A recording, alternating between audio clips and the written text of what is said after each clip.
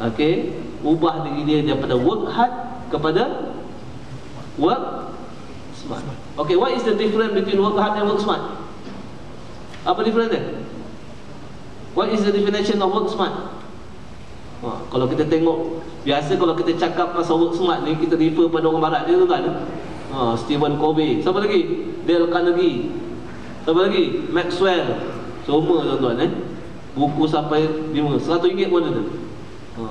Siapa Mahaguru of Change dekat apa? Kat KL ni. Kotler. Tuan-tuan kalau pergi kedai buku tu, pergi kedai buku sebelah. Dia punya harga buku dia 100 lebih ringgit. How to initiate change. Bersemangat kadang-kadang kita baca tuan. Bayar kamu orang Stephen Covey bayar berapa? Satu program. Nampak? Tapi tuan-tuan, macam mana define work smart? You work half the normal, you can finish your work half the normal time. Itu definition of work smart. Okay, ada dalil kat situ? Okay, they define work smart, you can finish the work half the normal time.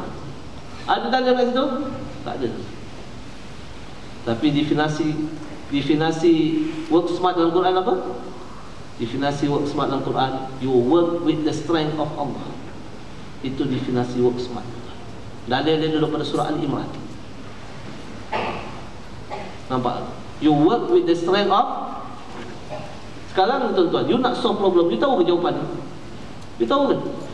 You tak tahu jawapan ni. You tanya, panggil semua pakar-pakar ni. Ni semua pakar-pakar ni. Pakar gali minyak, pakar apa ni, pakar. Tapi semua tak tahu jawapan. Semua based on past experience. Based on past experience. Okay, you punya experience dekat mana? Gali minyak dekat mana? Dekat Melaka. Dekat mana lagi? Dekat Sarawak. Sama ke? Dekat Pahang, dekat Melaka, dekat Sarawak sama ke? Tak sama. Tak sama. You can only use part of your experience. Nampak? Dan lebihnya cuma yang agak-agak. Nampak? Tapi siapa tahu keadaan laut dalam di Pahang? Siapa tahu? Allah tahu exactly. Kenapa tak tanya dia? Kenapa bila kita buat meeting tuan-tuan? Okay, tuan-tuan, kalau you nak buat meeting, the best meeting orang kata apa ni, session adalah sebelum buat meeting tu buat apa? Ajak semua anggota-anggota mesyuarat tu sembahyang 2 rakaat. Tapi kita tak buat kalau kita buat, orang cakap apa? Cuba tuan-tuan buat sekali. Bos buang tebiat hari ni. Apa ni? Bos buang tebiat hari ni. Cakap apa? Memang saya buang tebiat tu. Ni tebiat baru ni. Sebab baru habis ceramah tadi tengah hari. Petang ni tuan-tuan meeting sembahyang ni. Sebab itu yang Rasulullah buat tuan-tuan. Rasulullah SAW tuan-tuan, dia kalau ada masalah tuan-tuan, dia terus sembahyang 2 rakaat. Terus. Sebab apa tuan-tuan? In our life tuan-tuan, kalau kita nak tenang dalam kita bekerja tuan-tuan, put ourselves as a slave of God. Jangan letak kita sebagai position kita. Jangan letak kita ni pakar cari gali. Kalau tuan-tuan letak di tuan-tuan pakar cari gali, tuan-tuan akan stres. Tuan-tuan pakar cari gali ke, pakar ekonomi ke, pakar perubatan ke apa tuan-tuan, you know nothing. Kalau nak banding you punya ilmu tuan-tuan, Allah kata ambil jarum, cecah dalam laut, angkat. Apa yang ada di ujung jarum itu dibandingkan dengan ilmu Allah SWT yang luas satu lautan. Tapi yang di ujung jarum itulah manusia bangga, I'm a specialist in our whatever dia punya position. Kalau tuan-tuan letak di tuan-tuan macam tu, hari-hari tuan-tuan kerja akan stres. Tapi kalau tuan-tuan letak di tuan-tuan sebagai hamba Allah, okay, subhanaka la ilma lana illa ma 'allamtana. Wahai Tuhan, maha suci Engkau, tidak ada ilmu bagi aku ya Allah kecuali apa yang Engkau ajar pada aku ya Allah. Hari itu tuan-tuan akan work smart, meaning that God will help you. Itu tuan-tuan, itu rahsia untuk work smart. Cuba sekali, cuba tengok. Okey.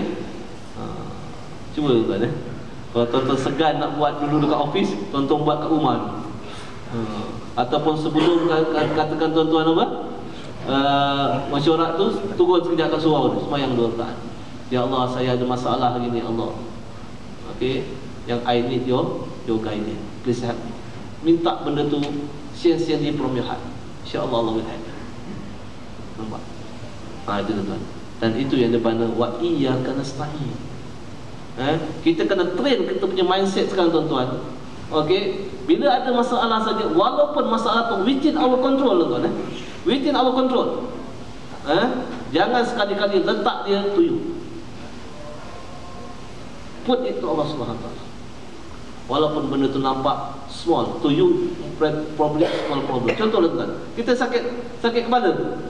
Apa kita punya mindset ingat? Sakit kepala. Terus ingat apa? Terus ingat Panadol kan? Hari ni tuan-tuan kena train dulu. Kalau sakit kepala, main dulu kan. Kalau you buat benda tu tuan, insya-Allah you buat benda tu selalu tuan-tuan, Allah will put the feeling of God in you. Nampak? Meaning that tuan-tuan, everything tuan-tuan, you bergantung pada Allah dan you buat whatever you can do. Kat situ nanti tuan-tuan akan hilang rasa tertekan.